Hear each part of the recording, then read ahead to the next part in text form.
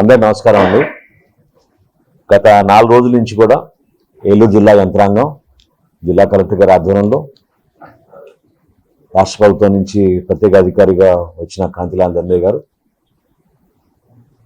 మన జిల్లాలో ఉన్న అధికారులందరూ కూడా మనసుతోటి పనిచేసినందుకు ప్రజలకి ఎక్కడ కూడా ఇబ్బంది కలగకుండా ఉండాలనే ఒక పట్టుదలతోటి మేము ఆలోచించిన విధానాలు మరియు సహాయ చర్యలు గురించి ప్రతి ఒక్కరు సహకరించినందుకు పేరు పేరున కలెక్టర్ గారు వెట్రి సెల్వి గారికి, క్షేత్రస్థాయిలో ఉన్న గ్రామ సచివాలయం, వార్డు సచివాలయం సిబ్బంది వరకు కూడా అందరు కూడా మనస్ఫూర్తిగా ధన్యవాదాలు.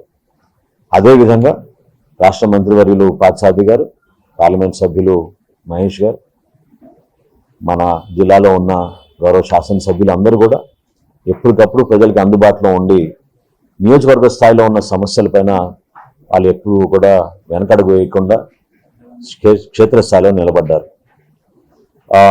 నిన్నటి వరకు మనకి ఒక ఆలోచనతో తుఫాను తీవ్రత, గాలి, వర్షపాతం నమోదు గురించి కొంతవరకు మనకు వచ్చిన సమాచారంతో 3 నియోజకవర్గాలపైన దృష్టి పెట్టాం.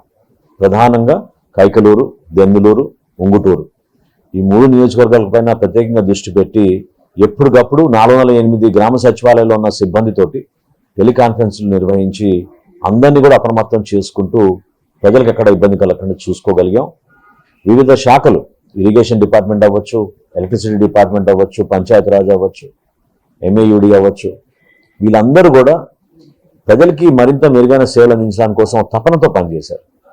సో వాళ్ళందరికీ కూడా మనస్ఫూర్తిగా నేను ఈ సందర్భంగా నేను ధన్యవాదాలు తెలుపుకుంటున్నాను. 90 రిలీఫ్ కేంద్రాలు ఏర్పాటు చేశాం, పునరావాస కేంద్రాలు. అందులో 3,422 మందిని మేము తరలించగలిగాం. ఈ 3,422 మంది కూడా కాలుకట్టల పైన నివసిస్తున్న వాళ్ళు, పూరి గుడిసెల్లో నివసిస్తున్న వాళ్ళు, ఎవరైతే తుఫాన్ ప్రభావిత ప్రాంతాల్లో ఖచ్చితంగా కొంచెం ఈ గాలి ఎక్కువ ఉందనే భావనతోటి సురక్షితంగా తీసుకెళ్లాలనే ఉద్దేశంతో వాళ్ళని చాలా వరకు మన క్షేత్రస్థాయిలో ఉన్న పోలీస్ అధికారులు కూడా సహకరించి వాళ్ళని అక్కడి నుంచి మూవ్ చేయగలిగాం. వీటితో పాటు 95 చెట్లు మనకి ఈ వర్షానికి, గాలికి కూలిపోయినాయి. ఆ సహాయ చర్యలు కూడా ఇమీడియట్గా మేము ఎప్పటికప్పుడు మానిటర్ చేసుకుంటూ లైవ్ ఫీడ్ అవన్నీ తెప్పించుకుని ఎక్కడ కూడా ప్రజలకు ఇబ్బంది కలగకుండా ఉండడానికి కోసం మేము రహదారుల పైన కూడా పోలీస్ యంత్రాంగాన్ని ఏర్పాటు చేసి మానిటర్ చేసాం. సుమారు 29 ఎలక్ట్రిసిటీ పోల్స్ పడిపోయినాయి. ఆ 29 ఎలక్ట్రిసిటీ పోల్స్ కూడా 1 గంట నుంచి 2 గంటల లోపే ఇమీడియట్గా వాటిని మరొకసారి టెంపరీగా అడ్జస్ట్ చేసి కరెంటు రెస్టోర్ చేయడం జరిగింది. నిన్న రాత్రి ఎక్కడ కూడా మాకు పవర్ అవుటేజెస్ ఉన్నాయనే భావన లేకుండా ప్రజలకు ఆ ధైర్యం నింపే విధంగా ముందుకెళ్ళాం. జిల్లా కలెక్టరేట్లో మేము 24/7 కాల్ సెంటర్ ఏర్పాటు చేసాం. వచ్చే ప్రతి కంప్లైంట్ని కూడా ఇమీడియట్గా మేము నోట్ చేసుకుని వివిధ శాఖలకి కలెక్టర్ గారే స్వయంగా దాంట్లో ఇన్వాల్వ్ అయ్యి తీసుకెళ్ళగలిగారు ఆ సమస్య పరిష్కారం కోసం. ఈ సందర్భంగా మన గౌరవ ముఖ్యమంత్రి గారి అనుభవం, ఆయన అందించిన సలహాలు, ఎప్పటికప్పుడు ఆయన చేసిన మానిటరింగ్ ఖచ్చితంగా మనకి మన ఆలోచన విధానానికి, మన జిల్లాకు అవలంబించాల్సిన స్ట్రాటజీలో చాలా ఉపయోగపడ్డాయి. అదేవిధంగా మన గౌరవ ఉప ముఖ్యమంత్రి గారు పవన్ కళ్యాణ్ గారు కూడా సహాయ చర్యల్లో ఎక్కడ కూడా వెనకడుగు వేయకుండా పార్టీ యంత్రాంగాన్ని కానివ్వండి, కూటమిలో ఉన్న నాయకులందరినీ కూడా కలుపుకుని ముందుకెళ్లే విధంగా ఆయన పనిచేయమని చెప్పిన ఆ విషయాల్ని చాలా మాకు ఉపయోగపడ్డాయి. ఈ రోజే వచ్చిన ప్రభుత్వం నుంచి ఆదేశాల మేరకు ప్రతి కుటుంబానికి, అంటే ఎవరైతే ఈ రిలీఫ్ సెంటర్స్కి వెళ్ళగలిగారో ఈ 3,422 మందికి కూడా ప్రభుత్వం నుంచి మేము సహాయం అందించడానికి గౌరవ ముఖ్యమంత్రి గారు ఆదేశించారు. ప్రతి కార్డుదారుడికి 25 కిలోల బియ్యం, 1 కిలో పంచదార, 1 కిలో దాల్, దీంతో పాటు 1 kilo potatoes, 1 kilo onions.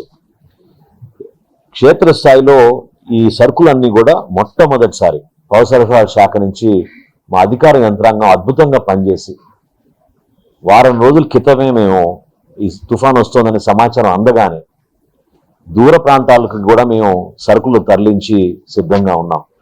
So వీలైనంత వరకు రేషన్ పంపిణీలో కూడా ఈ దాదాపు 70 లక్షల కుటుంబాలకి మేము రేషన్ పంపిణీ 4 రోజుల ముందే మేము ప్రారంభించి గ్రామ స్థాయిలో ఎవరు కూడా ఇబ్బంది పడకూడదనే ఉద్దేశంతో ఒక ప్రయత్నం చేశాం. ఈ సంస్కరణలు లేకపోతే ఇటువంటి ఆలోచనలు గతంలో మేము ప్రతిపక్షంలో ఉన్నప్పుడు మేము చూసిన కొన్ని పరిస్థితులను చూసి ప్రభుత్వ యంత్రాంగంలో ఈ మార్పు రావాలనే తపనతో మేము అందరం కూడా పనిచేసాం. అందులో అధికార యంత్రాంగం కూడా చాలా చక్కగా మాకు సహకరించారు. పామ్ ఆయిల్ కూడా 1 లీటర్ పామ్ ఆయిల్ అందరికి అందించాలనేది ఒక నిర్ణయం తీసుకున్నాం. ఇవాళ ఉదయం గౌరవ ముఖ్యమంత్రి గారి టెలికాన్ఫరెన్స్ లో ఆయన కొత్తగా మళ్ళీ ఆదేశాలు ఇచ్చారు.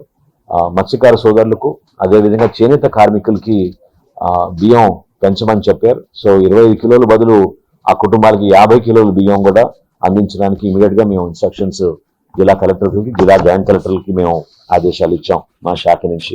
ఇవి కాకుండా గౌరవ ముఖ్యమంత్రి గారు ఇచ్చిన ఆదేశాల మేరకు ప్రతి వ్యక్తికి 1000 రూపాయలు ఎవరైతే ఈ రిలీఫ్ క్యాంప్ లో వచ్చి సహాయ చర్యల్లో పాల్గొన్నారో వాళ్ళందరికీ కూడా 1000 రూపాయలు ప్రతి ఒక్కరికి ఇవ్వమని చెప్పడం జరిగింది. సబ్జెక్టు మాక్సిమం ఒక కుటుంబానికి 3000 రూపాయలు. అంటే ఒక కుటుంబంలో 4 ఉన్నా కూడా 3000 రూపాయలు వస్తాయి. ముగ్గురుంటే ముగ్గురికి 1000 రూపాయలు చొప్పున 3000 రూపాయలు వాళ్ళకి ఆర్థిక సాయం అందించే విధంగా రిలీఫ్ క్యాంప్స్ ఈ రోజు సాయంత్రం వరకు మేము నిర్వర్తిస్తాం. ఆ రిలీఫ్ క్యాంప్స్ నుంచి వాళ్ళు తిరిగి వాళ్ళ గ్రామాలకి వాళ్ళు తిరిగి వెళ్ళిపోయేటప్పుడు, వాళ్ళ ఇళ్లకు వాళ్ళు తిరిగి వెళ్ళిపోయేటప్పుడు ఈ సరుకులు మరియు ఈ నగదు ప్రతి కుటుంబానికి ప్రతి వ్యక్తికి మేము అందించే విధంగా జిల్లా యంత్రాంగం కలెక్టర్ గారి ఆధ్వర్యంలో మేము సిద్ధం అవుతున్నాం.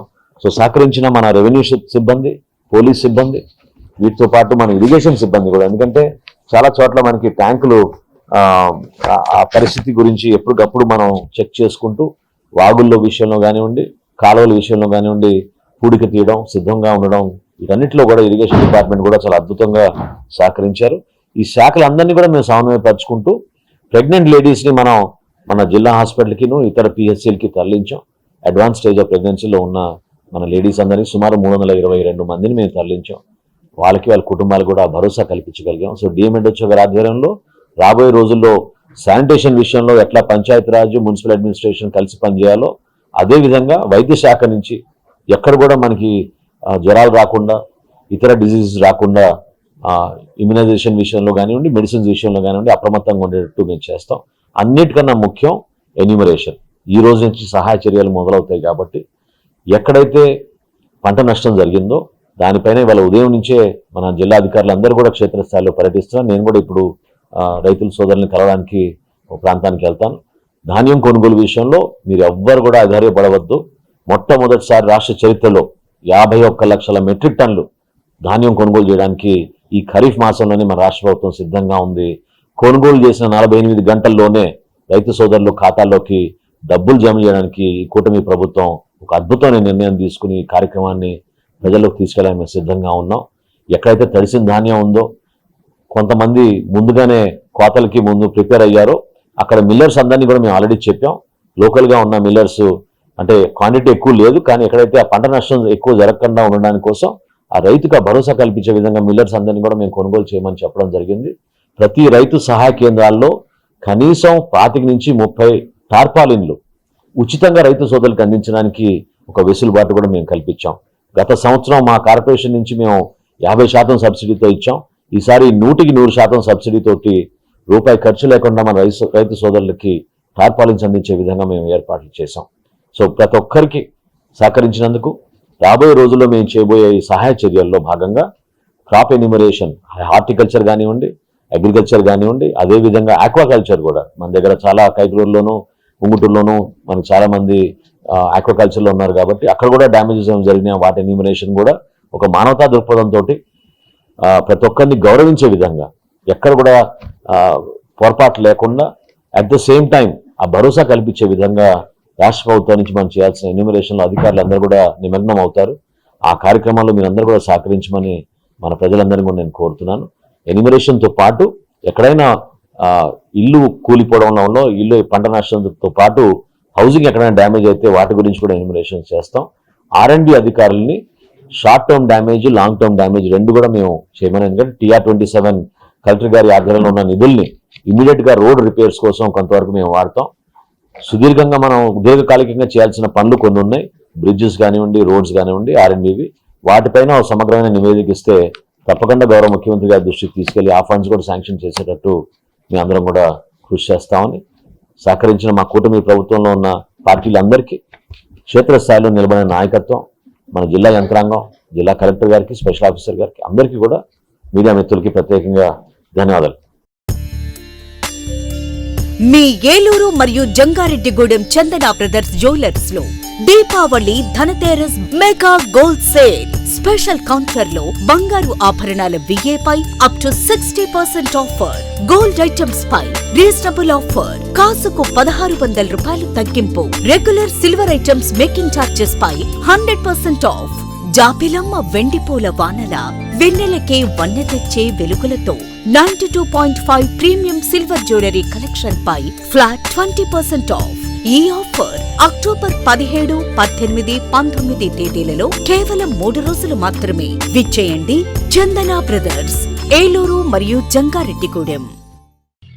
ఏలూరు మరియు జంగారెడ్డిగూడెం చందన బ్రదర్స్ షాపింగ్ మాల్ లో బెడ్షీట్స్ వండర్ ఎక్స్పో 2025 తయారీ ధరలకే అమ్మకాలు. అక్టోబర్ 6వ తేదీ నుండి ప్రారంభం. దేశం నలుమూలల నుండి సేకరించబడిన bedsheets, blankets, quilts, mink blankets, రజాయి, divan sets, sofa sets, covers, Jaipur prints, Pochampally prints మరియు వేలాది రకాల బెడ్షీట్స్, రెడీమేడ్ డోర్ కర్టెన్స్ ప్రత్యేకంగా మీకోసం. మీ చిన్నారుల కోసం ప్రత్యేకంగా డిజైన్ చేయబడిన మోటు Patlu, Doraemon, Chhota Bheem, Ben ten printed cartoon bedsheets పై మీ ఊహకందని తగ్గింపు ధరలు. 100 రూపాయలకే 4 డోర్ మ్యాట్స్, 100 రూపాయలకే 3 పిల్లో కవర్స్, 500 రూపాయలకే 3 బెడ్షీట్స్, 600 రూపాయలకే 3 6x6 బెడ్షీట్స్, 1299 రూపాయలకే 2 9x9 బెడ్షీట్స్, 250 రూపాయలకే 2 mink blankets. Bombay mills box item bedsheets పై ఫ్లాట్ 20%, 30%, 50% డిస్కౌంట్. విచ్చేయండి